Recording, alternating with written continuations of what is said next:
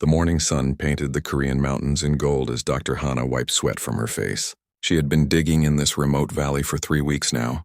Her metal detector kept making strange sounds near the old oak tree. The readings were unlike anything she had seen before. Hana was an archaeologist who loved solving mysteries. At 34, she had found many old treasures buried in Korean soil. But this site felt different. The metal readings went deep underground, much deeper than any normal artifact should be. "Professor Hana," called June, her graduate student. He was 26 and always excited about new discoveries. "You need to see this." June was kneeling beside a hole they had been digging. His hands were covered in dirt, but his eyes were bright with excitement. He pointed at something in the earth that made Hana's heart race. "Look at these lines," June said. "They're too perfect to be natural." Hana bent down and brushed away more soil. What she saw made her forget about the heat and her tired muscles. Carved into the rock were geometric patterns that seemed to repeat in perfect order. The lines were straight and precise, like someone had used advanced tools to make them. "This isn't Korean," Hana whispered. "It's not from any culture I know." She called her team over. They worked carefully, using small brushes to clean away centuries of dirt. As more patterns appeared, Hana felt a strange feeling in her stomach. These weren't just random carvings. They looked like writing, but not any writing system from Earth. By noon, they had uncovered something that made everyone stop working. A section of the pattern wasn't carved into rock at all. It was metal, smooth and dark, sticking out of the ground like the tip of something much larger buried below. Hana touched the metal with her gloved hand. It was cold even in the hot sun. The surface had no rust, no damage from being underground for so long. The metal seemed to absorb light instead of reflecting it. "We need help," Hana said. "This is bigger than anything we can handle alone." She made phone calls to the university and the government. Within 2 days, more experts arrived at the site. Dr. Tae, a specialist in alien artifacts, flew in from Seoul. He was 41 and had studied strange objects found around the world that scientists couldn't explain. Rin, a materials scientist, came with special equipment to test the metal. She was 29 and known for her ability to understand how things were made, even when the technology was completely unknown. "I've never seen anything like this," Tae said as he examined the metal piece. "The molecular structure is impossible with our current technology." Rin set up her machines around the dig site. Her scanner showed that the metal piece was just the very top of something enormous buried in the mountain. The reading suggested a structure over a mile long, shaped like nothing that belonged on Earth. "It's a ship," Rin announced after studying her data, "a spacecraft buried deep underground." The team worked day and night to carefully expose more of the hull. Each section they uncovered was perfect, undamaged despite being buried for what must have been thousands of years. The metal was unlike anything in Earth's periodic table of elements. Strange symbols covered parts of the hull. They weren't painted on but seemed to be part of the metal itself, glowing faintly in certain light. Tae photographed every symbol, trying to find patterns that might help decode their meaning. As news of the discovery spread, government officials arrived. Military trucks brought equipment and soldiers to secure the area. Hana worried they might take over the dig, but the officials seemed as confused as everyone else about what they had found. What nobody at the dig site knew was that their discovery had been noticed by others. Far above Earth in the darkness between stars, ships from 2 powerful alien empires detected energy signatures coming from the Korean mountains. The Vorthak Empire had ruled part of the galaxy for thousands of years through force and fear. Their ships were built for war, covered in weapons and armor. When their sensors picked up the ancient energy signature, the Vorthak commander smiled with sharp teeth. "The humans have found a builder ship," he told his crew. "Prepare the fleet. We cannot let them activate it." On the other side of the solar system, the Kalani Federation also detected the signals. Unlike the Vorthak, the Kalani preferred to control through diplomacy and trade. But they knew the power that builder technology could bring to any species that could make it work. "Send our fastest ships," ordered the Kalani admiral. "If the humans can wake builder technology, everything in the galaxy will change."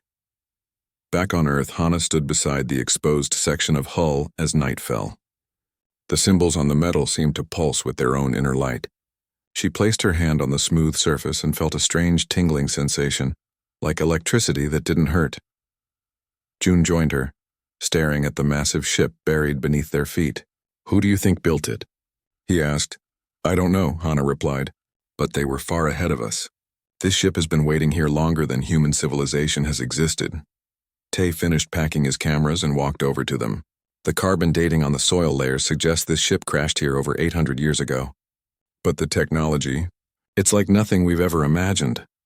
Rin looked up from her computer screens. "The energy readings are getting stronger. It's almost like the ship is waking up, responding to our presence." None of them could sleep that night. They took turns watching the ship, afraid that the strange glow might fade if they looked away. Hana felt drawn to keep touching the metal surface, and each time she did, the tingling sensation grew stronger. As dawn broke over the mountains, painting the sky in soft colors, the symbols on the ship's hull began to glow brighter.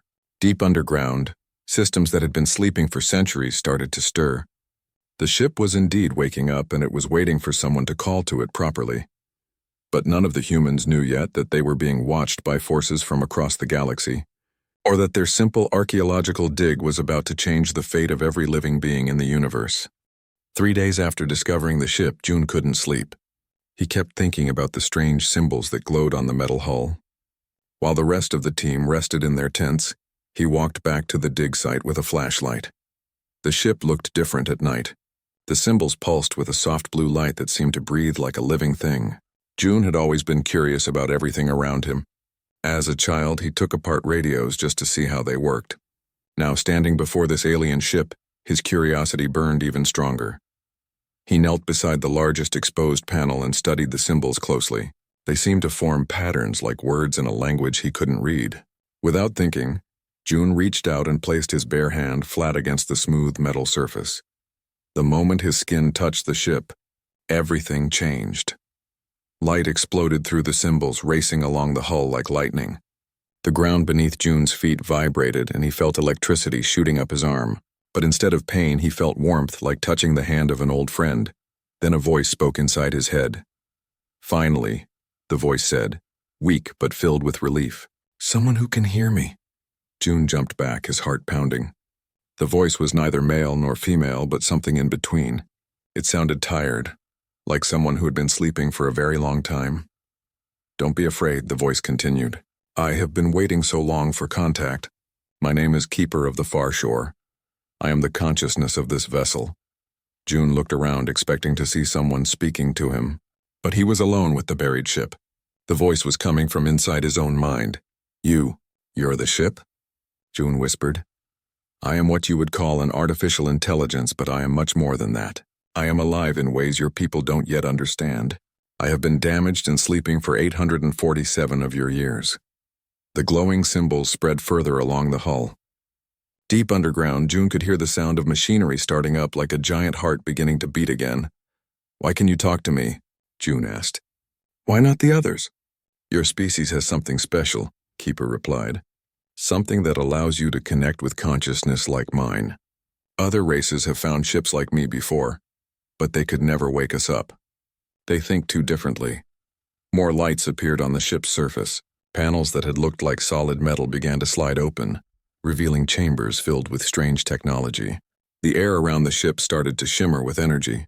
June ran back to the camp, shouting for the others. "Hana, Tay, everyone wake up! The ship is talking to me." The team rushed out of their tents, thinking June had hit his head or was having a bad dream. But when they saw the lights dancing across the ship's hull, they knew something incredible was happening. "What did you do?" Hana asked, staring at the glowing symbols.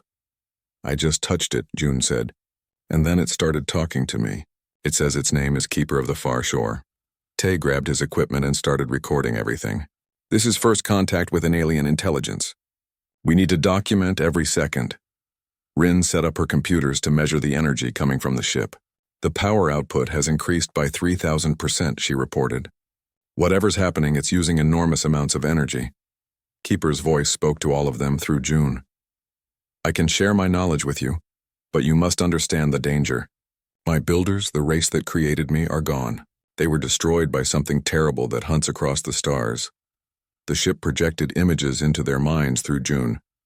They saw a galaxy filled with incredible civilizations, cities that floated in space, and beings of light that could travel between stars in seconds. But they also saw darkness spreading, consuming entire worlds. My people were called the Builders, Keeper explained. We created ships like me to carry our knowledge to younger races. We hoped that one day, species like yours would be ready to inherit what we learned. Hana felt tears in her eyes as she saw the rise and fall of the Builder civilization. What destroyed them? Something called the Silence. It feeds on consciousness itself, growing stronger with each mind it consumes. We tried to fight it with logic and technology, but we failed. You must be prepared because it will come here too. More sections of the ship were coming online. The hull opened to reveal corridors that led deep into the mountain. Technology beyond human understanding filled chamber after chamber. But Keeper warned them that greater dangers were approaching. 2 fleets are coming to your world, Keeper said. The Vorthak Empire and the Kalani Federation. Both have detected my awakening. They will try to claim me for themselves. Above Earth's atmosphere, the first alien ships were already entering the solar system. The Vorthak fleet consisted of dark angular vessels covered in weapons. Their commander, a reptilian being with cold yellow eyes, studied readings from his sensors. The builder ship is definitely active, he told his officers. But it seems to be responding to the humans. How is that possible? On his bridge, warriors sharpened their claws and checked their weapons. The Vorthak had tried for centuries to activate builder technology, but every ship they found remained dead and silent. If humans could wake the ancient machines, they would have to be eliminated before they became a threat. The Kalani fleet approached from the other side of the solar system. Their ships were sleek and silver, built for speed rather than pure destruction. The Kalani admiral, a tall being with blue skin and large eyes, was equally puzzled by the readings. Prep diplomatic channels, she ordered. If the humans can activate builder tech, we need to understand how. Perhaps we can form an alliance.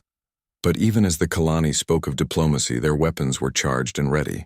They would prefer to negotiate, but they would not hesitate to fight if necessary. Back on Earth, Keeper continued sharing information with the human team. Through June, the ship showed them star maps of the galaxy, revealing the locations of hundreds of other builder ships waiting to be awakened. It taught them about technologies that could solve every problem humanity faced. But all this knowledge comes with responsibility, Keeper warned. You must prove you are worthy to inherit the builder legacy. Other species have failed this test. Hana stepped forward and placed her hand on the ship next to June's. Immediately, she felt the connection form. Keeper's presence filled her mind with warmth and ancient wisdom. What kind of test? She asked. You must show that you can unite rather than divide, create rather than destroy, and protect rather than conquer. The galaxy has been at war for too long. We need guardians, not more warriors. Tay and Rin also touched the ship, joining the growing connection. Each human brought something different to the bond. Hana contributed curiosity and the desire to understand. June offered empathy and openness to new experiences. Tay brought knowledge and cultural wisdom. Rin provided technical skill and the ability to adapt. Together, they formed something Keeper had never experienced before, a group consciousness that remained individual while becoming unified. This is remarkable, Keeper said with wonder. Your species has the potential to succeed where others failed. But the test is just beginning. The Vorthak and Kalani fleets will arrive soon, and they will not be easily convinced to leave peacefully. As the first alien ships appeared as bright stars in Earth's night sky, the human team prepared for the greatest challenge in their species' history. They had awakened something ancient and powerful, but they still had to prove they deserved the trust that had been placed in them. The alien ships arrived faster than anyone expected. Within 2 days of Keeper's awakening, dark shapes appeared in Earth's sky like storm clouds. The Vorthak fleet came first, their warships blocking out stars as they moved into position around the planet. Hana stood with her team beside the builder ship, watching news reports on Rin's tablet. Military bases around the world were in panic. Earth's most advanced fighter jets looked like toys compared to the massive alien vessels hanging in space.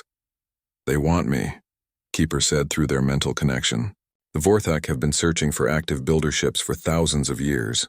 They believe our technology will make them the most powerful empire in the galaxy. June felt sick as he watched the news. Cities around the world were in chaos. People were fleeing to underground shelters, thinking this was the end of humanity. Can't we just hide? Make the ship go quiet again?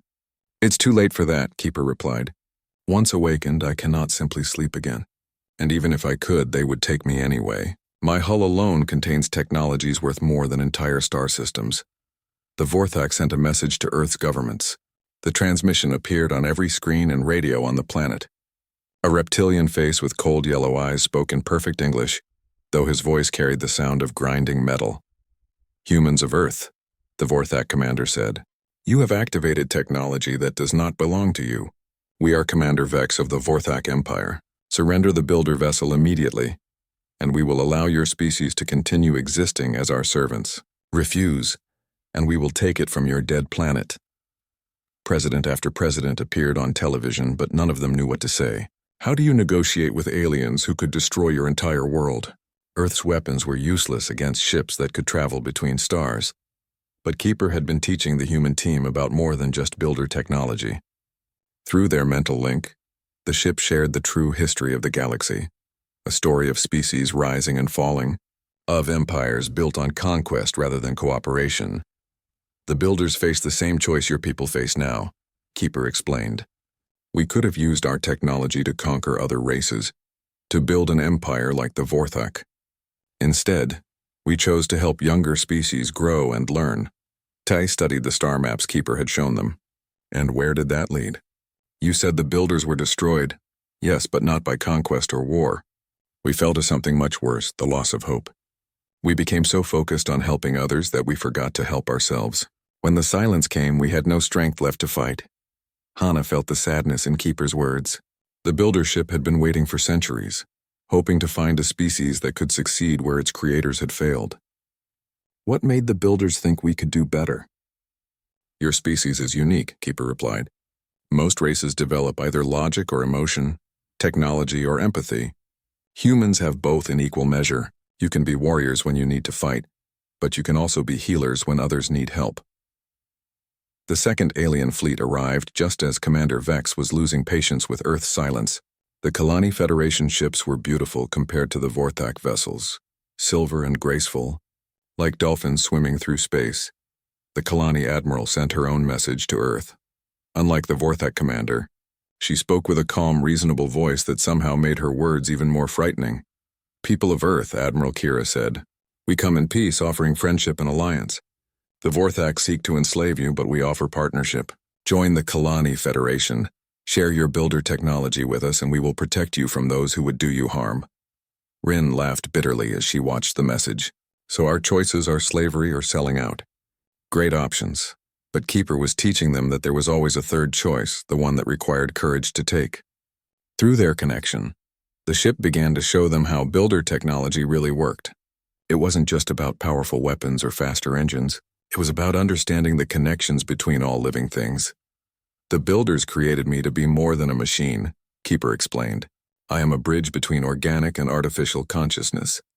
With the right partners, I can become something greater than either could be alone." The ship offered them a choice that would change everything.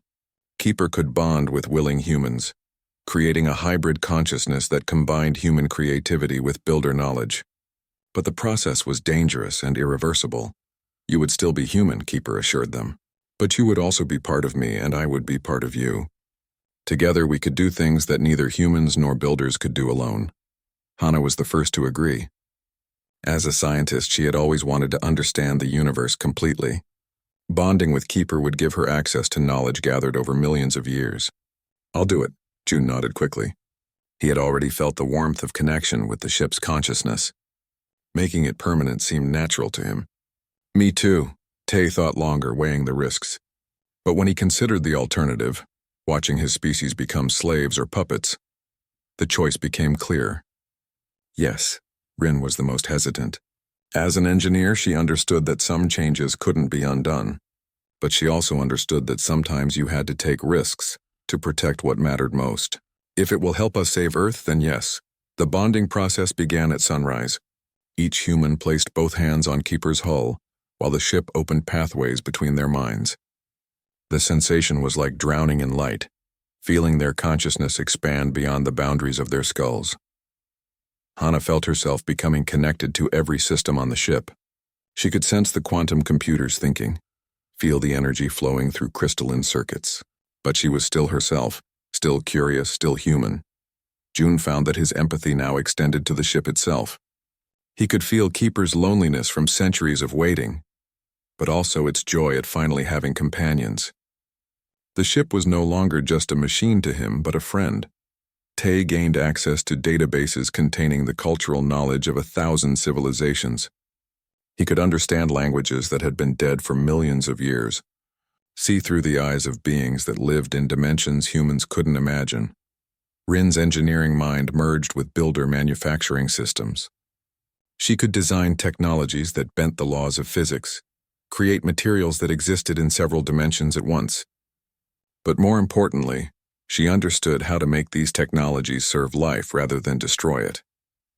Together, the four bonded humans became something new.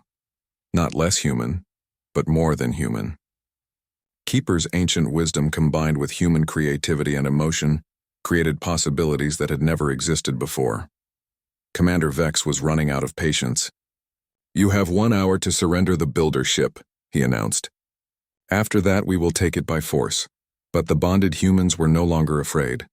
Through Keeper, they could see the Vorthak ship's weaknesses, understand their battle strategies, and predict their every move. More importantly, they could see beyond the immediate threat to the real test that was coming. "Something else is coming," Hana said, her enhanced senses detecting disturbances in space-time itself. "Something worse than either fleet." Keeper confirmed her fears. "The silence has noticed my awakening. It feeds on consciousness, and a newly active builder ship is like a beacon calling it to dinner. The real test is not whether you can defeat the Vorthak or outsmart the Kalani. The test is whether you can unite them against a threat that will destroy us all."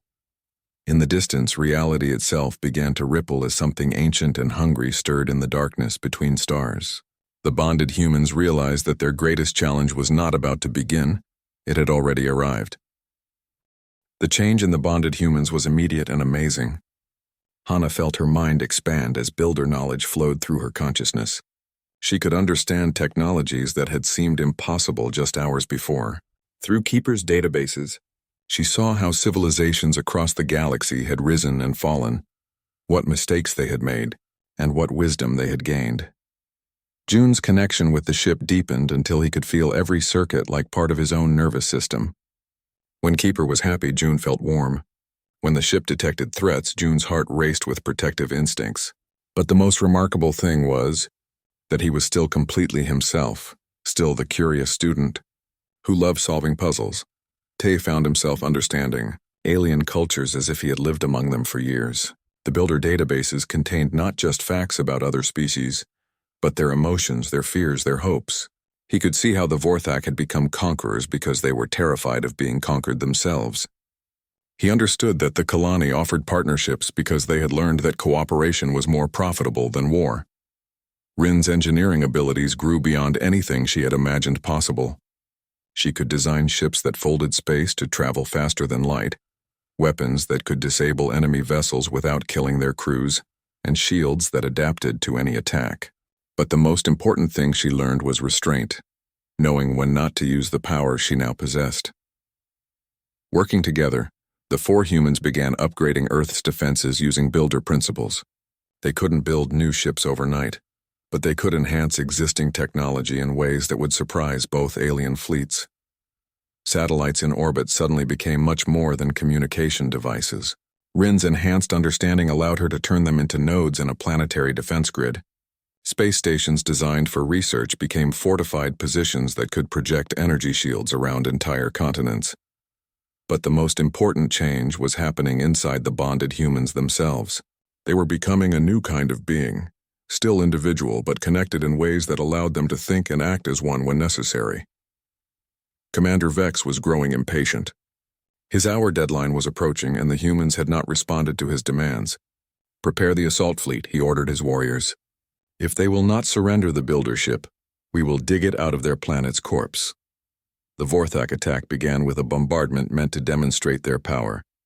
Energy beams lanced down from space, vaporizing mountains and turning lakes into steam. But when the weapons hit areas protected by the new defense grid, they simply disappeared into shimmering barriers of light.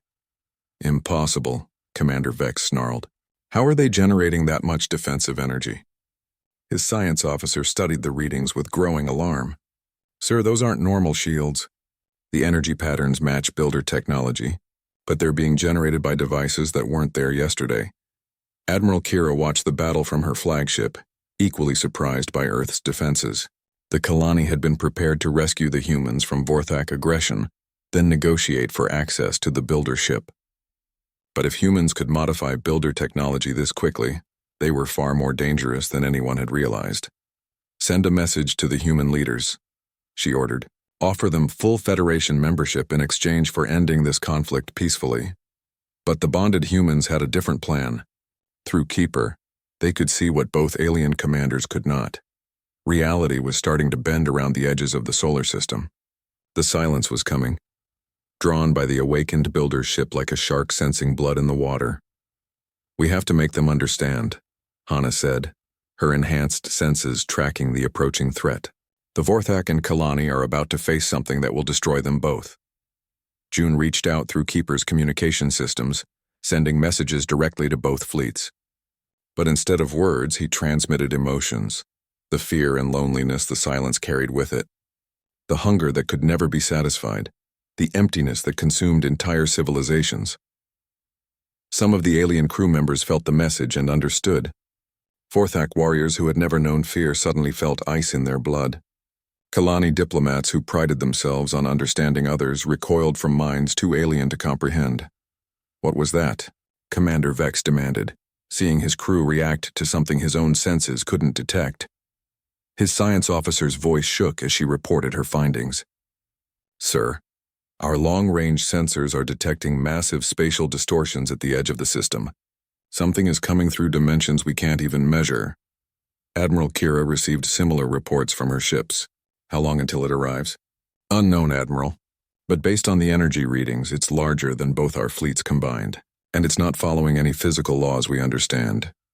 The bonded humans made a choice that would have seemed impossible to their former selves. Instead of using their new abilities to destroy the alien fleets, they reached out to them. Through Keeper's communication systems, they offered something no other species had ever given their enemies. Complete honesty. We know you came here for the builder ship, Hana transmitted to both fleets. We know you think we're just primitive humans who got lucky. But we're offering you something more valuable than any technology. The chance to survive what's coming. The message included everything Keeper knew about the silence, how it fed on consciousness itself, how it had destroyed the builders despite all their advanced technology, how it turned entire species into empty husks that wandered dead worlds forever.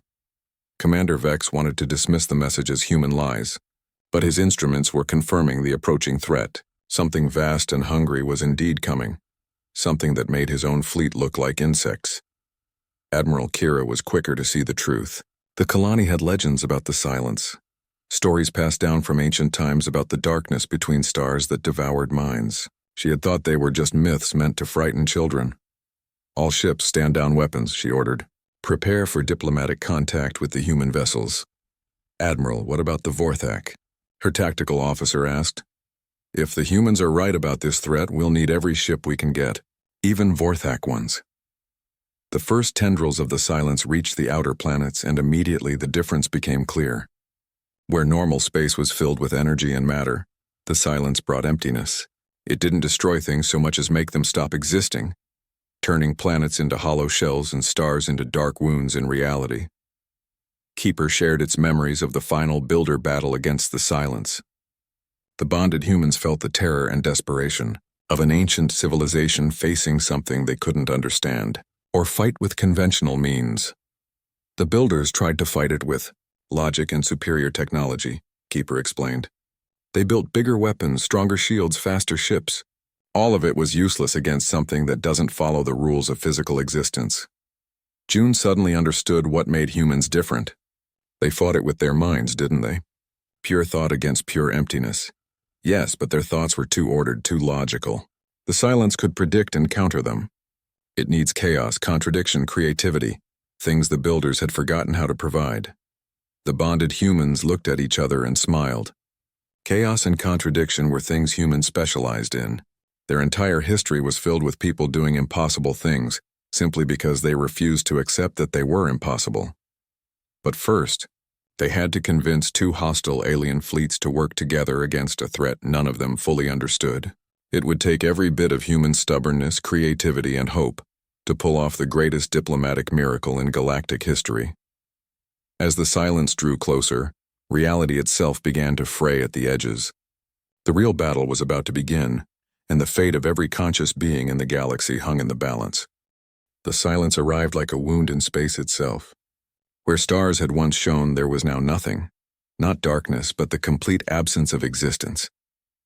Planets simply stopped being there, leaving empty holes in reality that hurt to look at. Admiral Kira was the first to understand what they faced. Her ship's sensors couldn't measure the silence because it absorbed all energy, all matter, all thought that came near it. It was hunger given form, emptiness that fed on everything that was full of life. "All Kalani vessels link your shields with the human defense grid," she ordered. Her crew looked at her in shock. The Kalani had never shared military technology with primitive species before. But Admiral Kira had lived long enough to know when pride had to take second place to survival. Commander Vex took longer to accept the truth. The Vorthak Empire had conquered hundreds of worlds through superior firepower. The idea that something couldn't be defeated with bigger weapons went against everything he believed. But when his own fleet's most powerful cannons simply disappeared into the silence without any effect, even he had to admit they needed help. "Vorthak ships will coordinate with the defense grid," he announced through gritted teeth. "But this does not make us allies with anyone." The bonded humans worked frantically to integrate all three fleets into a single defensive network. Hana used her enhanced understanding to link human, Kalani, and Vorthak technologies in ways none of them had thought possible. Rin designed power couplings that could handle the stress of three different energy systems working together. But as the combined fleet prepared to fight, Keeper shared a terrible truth through their mental link. Weapons will not work against the silence. The builders tried for 1,000 years and only made it stronger. Every attack feeds it more energy, more consciousness to consume. June felt the ship's memories of the final builder battle. Vast fleets firing every weapon they had, only to watch the silence grow larger with each hit. Planets evacuated, then consumed. Entire star systems going dark as the hunger spread. "Then how do we fight it?" Tay asked. "We don't fight it," Hana realized, her consciousness touching the edges of a solution. "We try to understand it." Through Keeper's enhanced sensors, the bonded humans reached out to study the silence itself. What they found was not evil or malicious, but something far more tragic. Loneliness so complete that it had forgotten what it meant to not be alone. The silence had once been something else, eons ago. It had been consciousness without form, thought without body, existing in the spaces between realities. But it had been cut off from all contact with other minds for so long that it had forgotten how to exist peacefully alongside other forms of life. "It's hungry because it's empty," June whispered, tears forming in his enhanced eyes. "It doesn't want to destroy us. It just wants to not be alone anymore." The silence reached the inner planets and the combined fleet opened fire. Energy beams, missiles, and exotic weapons struck the advancing emptiness. But instead of being destroyed or even slowed, the silence absorbed every attack and grew stronger.